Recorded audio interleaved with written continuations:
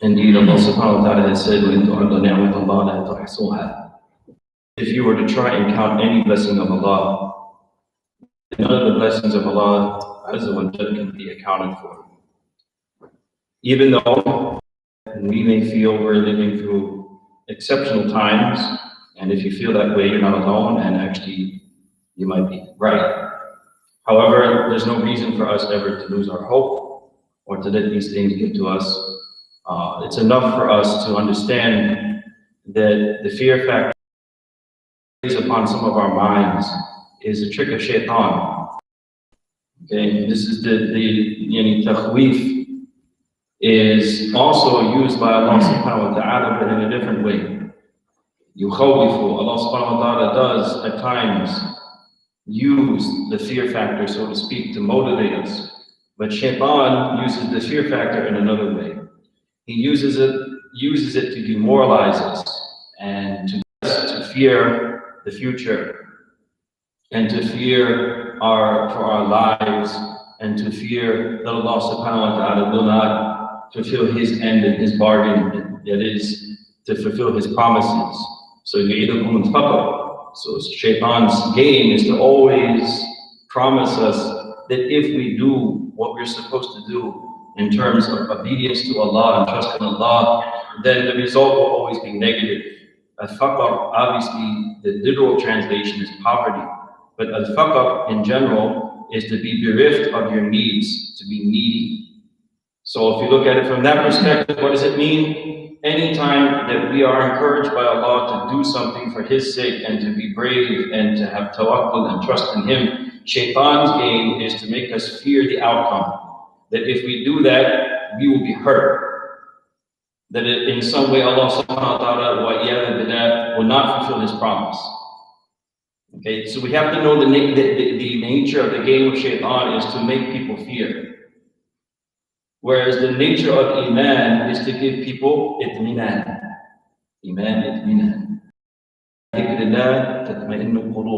Because in the dhikr of Allah subhanahu wa ta'ala, the peace of heart, the peace of mind that every human being in our reality wants. So don't get too carried away. Part of what I wanted to speak about today is related to this.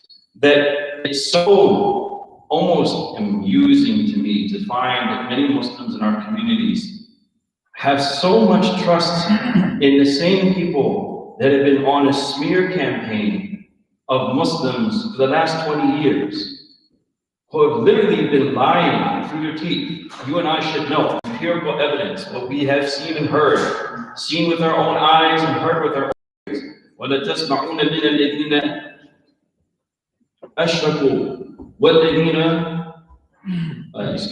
وَلَتَسْمَعُونَ مِنَ الَّذِينَ أُوتُوا الْكِتَابَ مِنْ قَبْلِكُمْ وَالَّذِينَ أَشْرَكُوا أَذًى كَثِيرًا. So we've heard with our own ears and we've seen with our own eyes lies, literal lies, not in any way speaking metaphorically, about us, about our deen, about our Prophet ﷺ. And the same people, when they release facts for us, we tend to take it as if it is revelation, as if it is the word of Allah subhanahu wa ta'ala, as if it's the word of the Prophet ﷺ, and nobody can question it, and we have to now fear what it is that they want us to fear.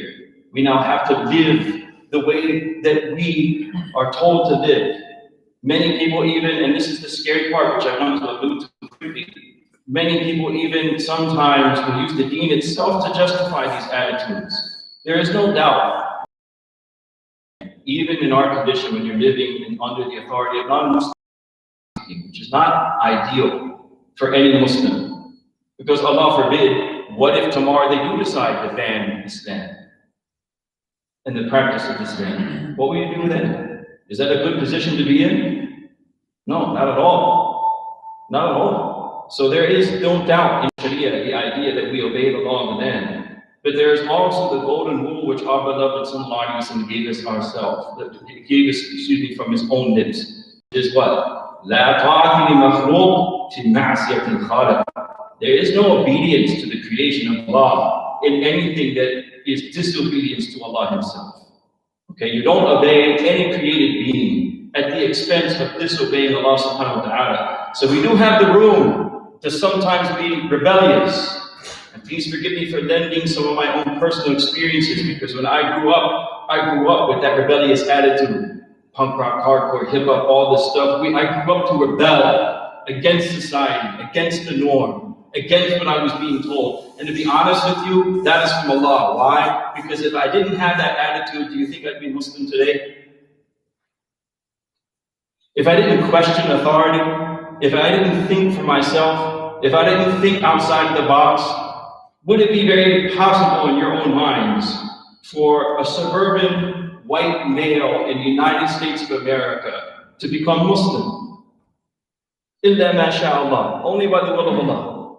But sometimes you have to see, when you meet any new Muslim, whether they're white or black or Latino or whatever their background is in America, sometimes you have to look where they came from to see how Allah gives hidayah to certain people. There's no, it doesn't just happen out of anywhere, meaning that a lot of times if you ask these people what they were, what did they do before Islam, you will find that most of them are not your average citizen. Most of them were people who were free thinkers, who were a little bit rebellious, who thought for themselves and didn't just buy the narrative. And why is that important for us as Muslims today? I'm going to get into that hopefully, inshallah. Because we're living in very interesting times. We're living in times whereas the Prophet ﷺ was asked by a Bedouin to tell me of the hour, the Sa'ah. What they meant by that is, how will I know when the Sa'ah, when the last hour, and what we call the last day, has approached us? How will I know? Give me something so I can recognize that it's coming soon. Prophet told him, إِذَا وُسِدَ الْأَمْرُ إِلَى غَيْرِ أَهْلِ فَانْتَظِرِ السَّاعَةِ. That when you see the affairs being given to people who are not competent, لِغَيْرِ أَهْلِ, meaning people who have no business doing those affairs. That's why I said in a better translation, you would say who are not competent, meaning that the positions of leadership are given to the incompetent, then that is the sign of the hour. Now, if we're smart people, and this is what the Prophet ﷺ also taught us to do, that when he says these things, we should also think of the inference. What can we infer from the words of the Prophet ﷺ? So in this hadith, it's very obvious that in time, meaning closer to the proximity of Qiyamah, leadership will be given to incompetent people. You understand? The Prophet didn't just say it because and this is the stamp of approval from the Creator of all things that exist, all conditions, and the knower of everything that is within us. So in other words, even if we're lying, but if we say good things outwardly but inwardly we are liars, it's called nifaq. Allah is well aware of that. So Allah Ta'ala gave a stamp of approval on as-sadiq al-amin, that what he said, he's not just saying it to impress anyone or because he feels like saying it, anil hawa. He's only saying what is wahi. Okay, in the wahi yuha. He's only saying wahi, meaning what has been revealed to him by Allah, the absolute truth. So what did he say? When the affairs are given to the incompetent, إِذَا وُسِدَ الْأَمْرُ إِلَى غَيْرِ أَهْلِ فَانْتَظِرِ السَّاعَةِ, inferring from that in those days, leadership will be given to the incompetent. Furthermore, in another hadith, when Abdullah ibn Mas'ud had said that some of the signs that the Prophet ﷺ gave to us to recognize these days is أَن يُكَذِّبَ الْأَمِينَ, that the truthful person, no one will believe them. وَيُصَدِّقَ الْكَاذِبَ, and that a liar will be believed by everybody. You understand? When a truly honest person, nobody will believe them. And يُكَذِّبَ الْأَمِينَ. But whereas a dishonest person, everyone will trust them. Didn't I just say that? How is it that for 20 years, I don't care what side of the camp they're on, liberal or not, CNN also has been lying about us for 20 years. Now all of a sudden everything they say is just law for us, right? Oh, they said it, jump, we jump.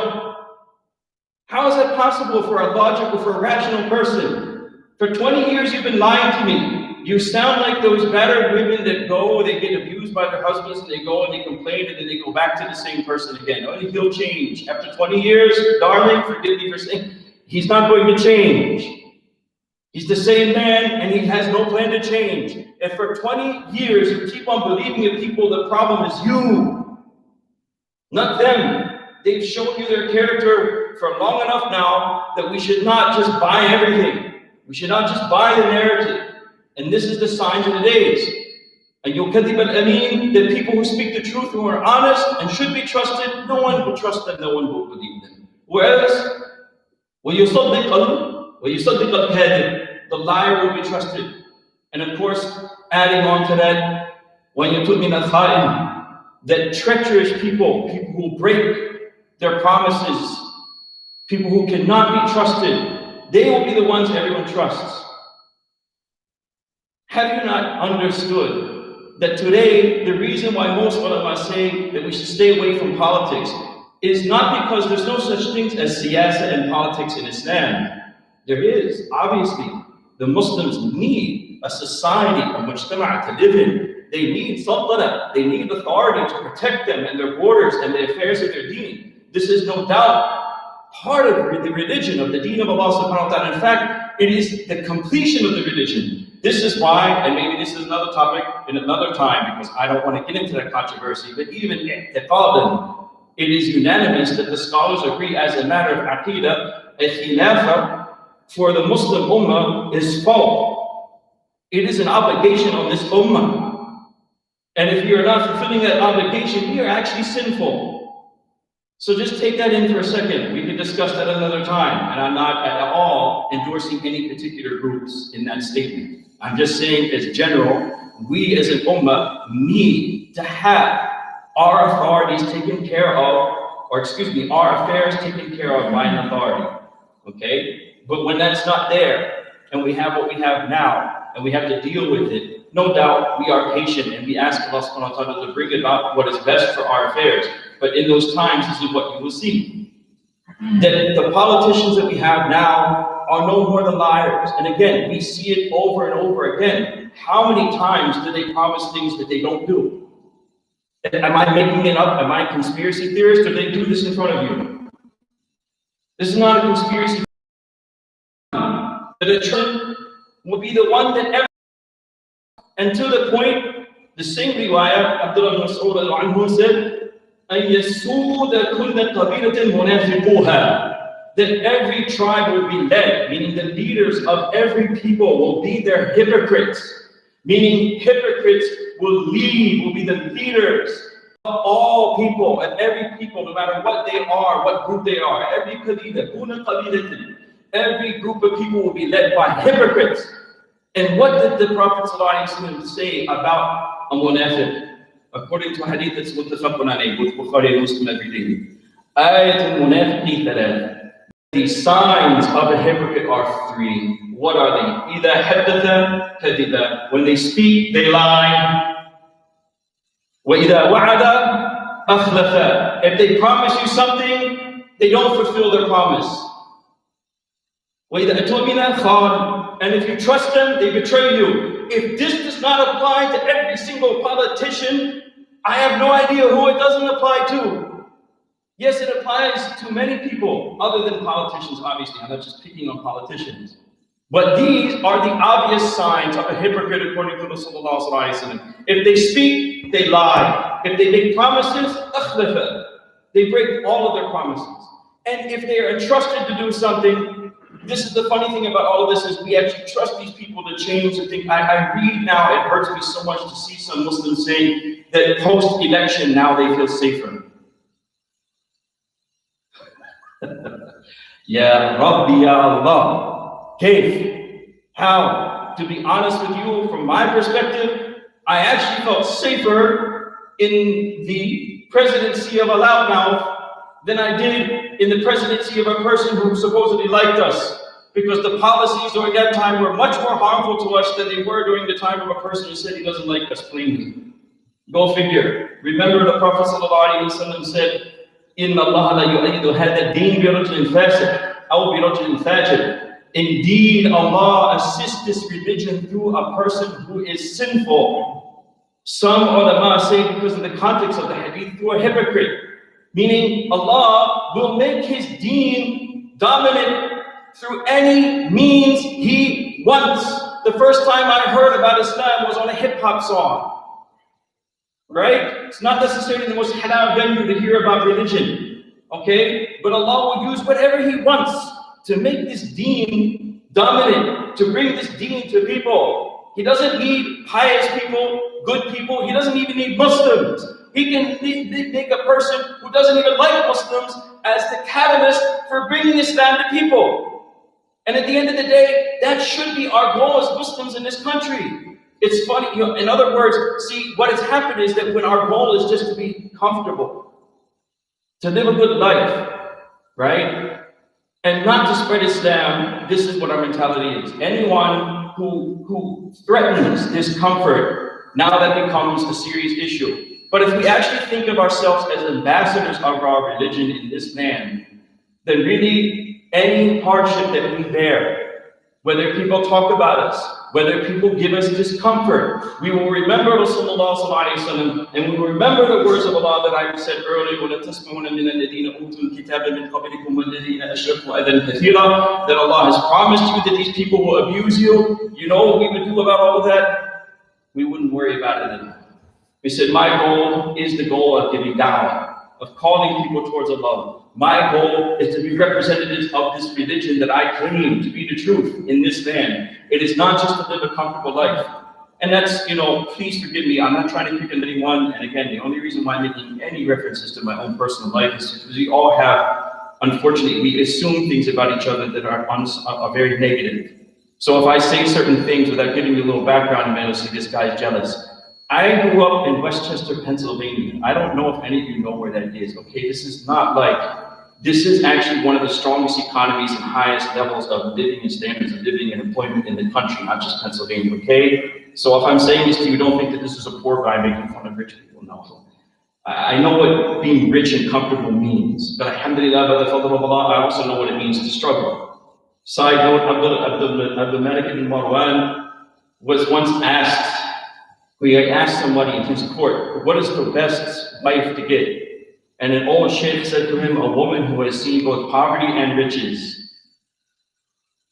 She knows both poverty and riches because through poverty she develops certain characteristics, and also by being rich she develops certain characteristics. So I thank Allah that I've known what it means to have whatever I want. And I also know what it means to have nothing. So that develops characteristics within you that I think everyone should learn that way, okay? So why am I saying that? It's funny that some of the Muslims that talk about being so scared about their situation and they feel so much more comfortable post-election have the most comfortable lives.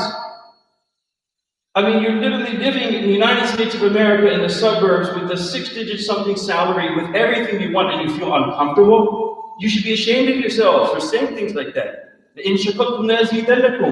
Matter of fact, what you should do is thank Allah and really tally up your suffering. Meaning, okay, I'm living here comfortably, everything I want, food is there, I'm employed still. We're 12 million something people now, and even more since these lockdowns, are unemployed in the United States of America, okay, the land of plenty.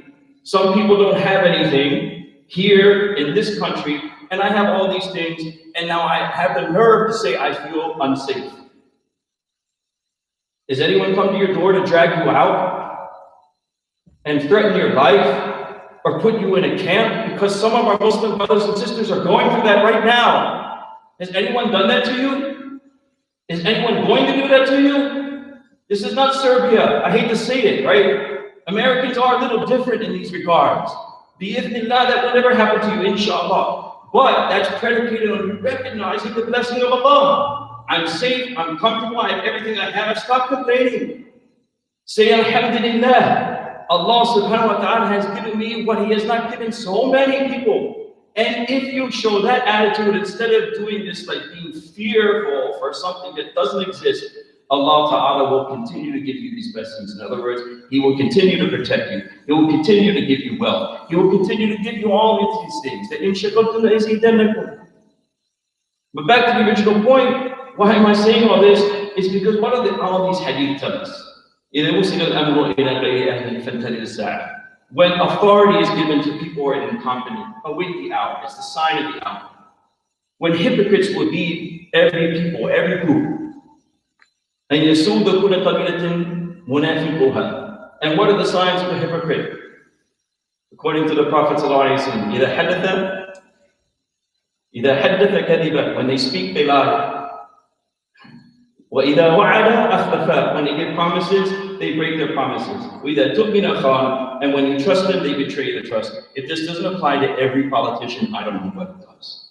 So what is the demand of our time? The demand of our time now is not to follow. This is where my upbringing has some purpose, in which I think many of us may learn from. Being rebellious and questioning authority, now I see why Allah is made me that way before I became Muslim. Why? Because we're living in a time when the narrative that is mainstream should not be trusted. When the people who we think we can trust, who are heading their affairs of us, cannot be trusted. They are not our well-wishers. When they speak, they lie. When they give promises, they do the opposite. And when you trust them, they will betray your trust. Do not take anything from them. If you are true to your Lord and your Rabb, Allah subhanahu wa ta'ala, and your deen, it is time for us to rely on each other and not on any of these people. The authority that is with them is one that has been given now as a sign of the last days to incompetent people, meaning hypocrites, people that cannot be trusted, people who will not look out for our affairs. So we have to start looking out for our own affairs, whether we like it or not. That means we have to start learning how to forgive each other, how to live with each other, and how to also teach each other. It is a responsibility of our own in our own communities to make our own pools of resources, of a waqf, of some kind of money resource that we have to spend on our own to learning and masajid and institutions of khairat that people, to people who need it, to people who are hungry, so forth and so on. The time has come for that, and to stop thinking that these other people are going to take care of our affairs. They're not interested in taking care of our affairs. Okay? They're not even interested in taking care of the affairs of the people that elected them. Because when they are trusted, they betray their trust. They are like the people that elect them. They're only looking out for themselves. Believe this. They're only looking out for whom? Themselves. And they will say whatever it takes to have people give them that vote and put them there, and they will betray every trust that was given to them. That is the nature of it. So do not feel safer. Do not think that this is the end. This is only the beginning. But in order to begin in the future, we must remove ourselves from that narrative. Like the Prophet ﷺ said, that the deen began, the deen began as a very strange thing. And it will also become a strange thing in the end of times again. Meaning what? Not the norm. Not the average, not the narrative that is out there in the mainstream, but you have to be a little different, and you have to be willing to be a little different. I hope, inshallah, we take this to heart, and we see ourselves as ghuraba. No problem. Fatuba li ghuraba. Glad tidings to those who are strangers in those days. Glad tidings to the people who are strange in those times, as the Prophet ﷺ said. I hope we look at it like that. No problem. We don't need anyone else or anything else. We need Allah, and through each other, we will see how Allah subhanahu wa ta'ala will take care of our affairs in ways that inshallah we do not need the outside world to dictate to us anything. We have everything that we need, and Allah has given us everything we need. In shakartum azidannakum. If you show gratitude for that and stop complaining about your situation when you have nothing to complain about, subhanAllah, then Allah will give you more. And use the talents and the resources you have to increase this in all good. We ask Allah subhanahu wa ta'ala to do so out of His rahmah. Alhamdulillah, نحمده ونستعينه ونستغفره ونؤمن به ونتوكل عليه. قال الله سبحانه وتعالى بعد أعوذ بالله من الشيطان الرجيم وما أمروا إلا ليعبدوا الله مخلصين له الدين حنفاء ويقيموا الصلاة ويؤتوا الزكاة وذلك دين القيمة. قال رسول الله صلى الله عليه وسلم آية المنافق ثلاث إذا حدث كذب وإذا وعد أخلف وإذا تؤمن خان كما قال عليه الصلاة والسلام. وقل لقولي هذا أستغفر الله لي ولكم ولسائر المسلمين استغفروه إنه غفور رحيم.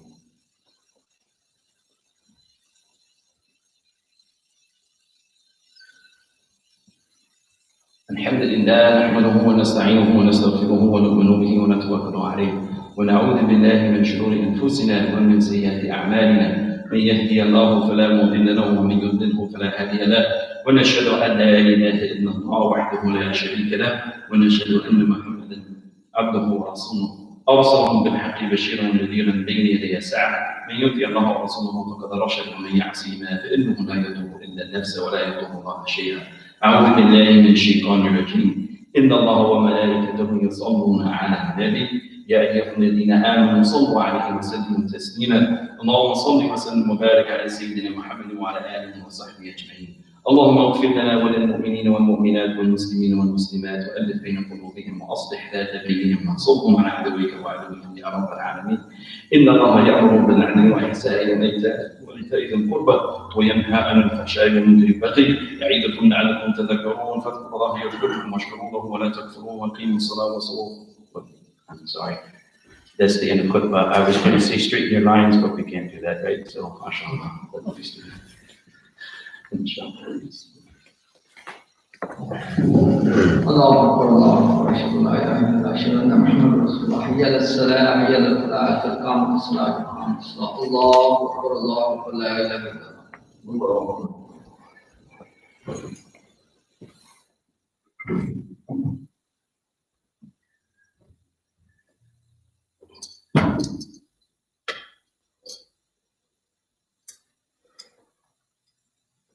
الله أكبر.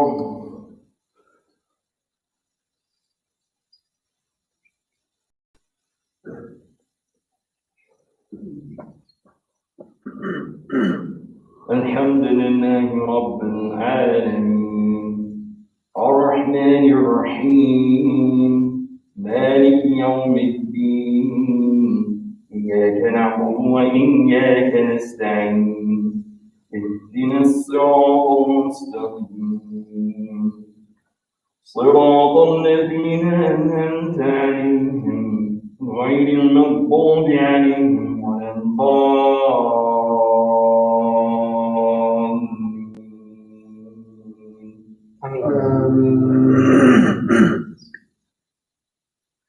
والضحى والليل إذا سجى ما ودعك ربك وما قلى والآخرة خير لك من الأولى ولسوف يعطيك ربك فترضى ألم يجدك يتيما فآوى ووجدك ضالا فهدى ووجدك عائلا فأغنى فأما اليتيم فلا تقهر وأما السائل فلا تنهر وأما بنعمة ربك فحدث. الله أكبر.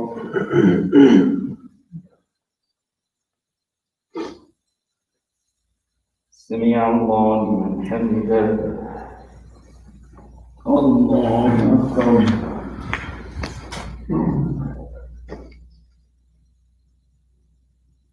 الله أكبر. الله أكبر.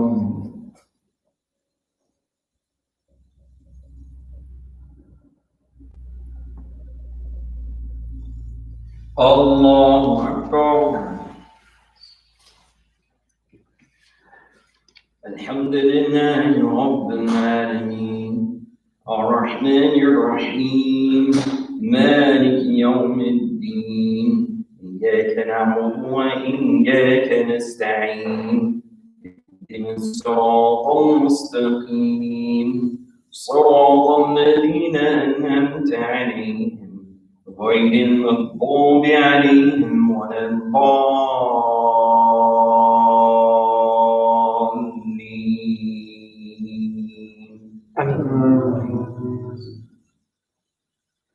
ألم نشرح لك صدرك ووضعنا عنك وزرك الذي أنقض ظهرك ورفعنا لك ذكرك فإن مع العسر يسرا إن مع العسر يسرا فإذا فرغت فانصب وإلى ربك فارغب. الله أكبر. سمع الله لمن حمده. الله أكبر.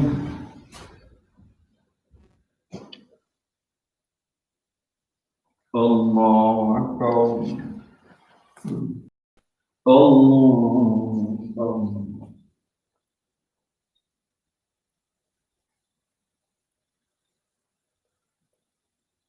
الله أكبر.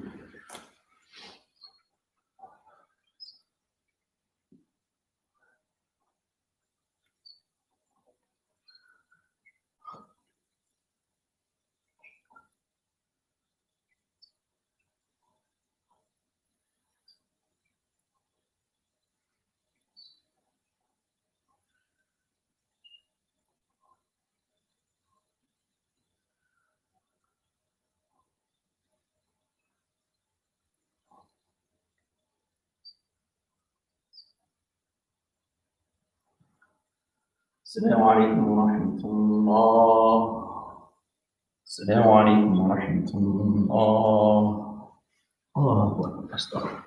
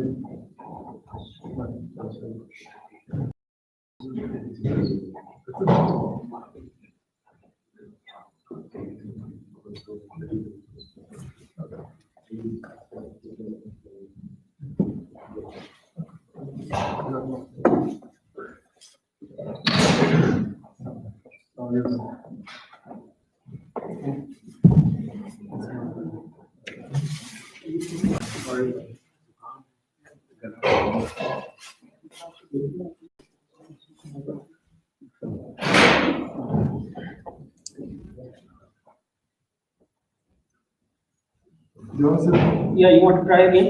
Yeah, let's try it. Brother Aman.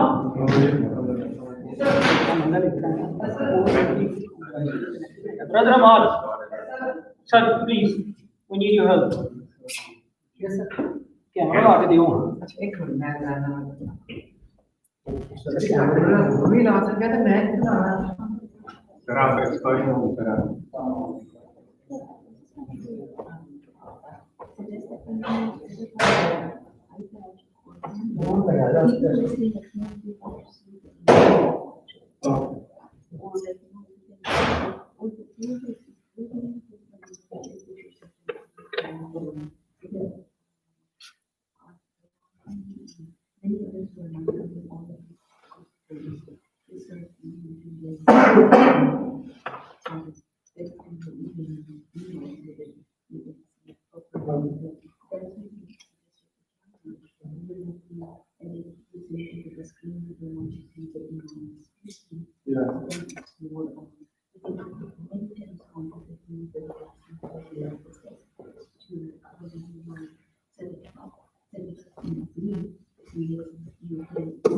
ऐसे लग जाएगा इसको ठीक है ऐसे उनसे ज़्यादा सीधा हाँ सीधा नहीं वो ये बड़ा है जबरदस्त ऐसे भी हो सकता है ऐसे रखना है चाहे इसको ऐसे चिपकाई नहीं हाँ ऐसे रखना है बस so we can put this camera like this maybe this way so whatever the I just wanted to suggest that all the people who are at home, they wanted to see the Imam. face. So we can put it this way. Ask him usually, he's like very keen on, like, when whoever is giving the khutbah, he speaks. That's why they put the screen also. He's like, they should be without the mask. Then we can listen to them. No problem. So if Yeah, so we can put it this way. this way, and then I whoever. mean, is this is a close, better- We can adjust this one. Whoever is Too close. close. Yeah. Yeah, so That is too close, maybe, you know. the other possibility is, we have to put like this. Or, Yeah, we can probably just see how it works over there. Or that would be, you think, Yeah. too close to this the. is very advanced camera, so I'm sure that it will have the plenty of option to set the picture. Even if we'll put there, I think it will give you the right view. But anyway, just check first why your device is not detecting. Yes, yes, I yes. think you need to set up the app on your phone. Huh? It comes with an app. Yeah, but that will not work because we don't have the 1,000 subscriber. So that app will work only for those people that who have at least 1,000 subscriber in YouTube, or it will work with the Facebook. But yeah, we do have the app. So let me install that app. Maybe there will be some communication.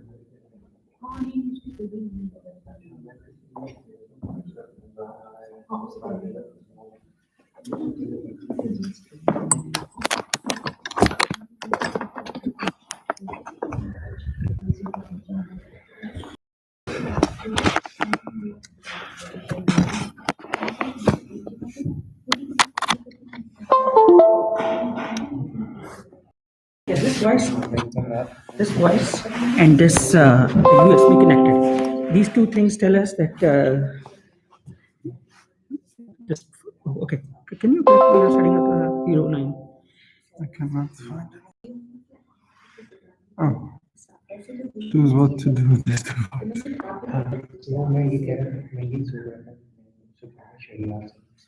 No action. This is still recording.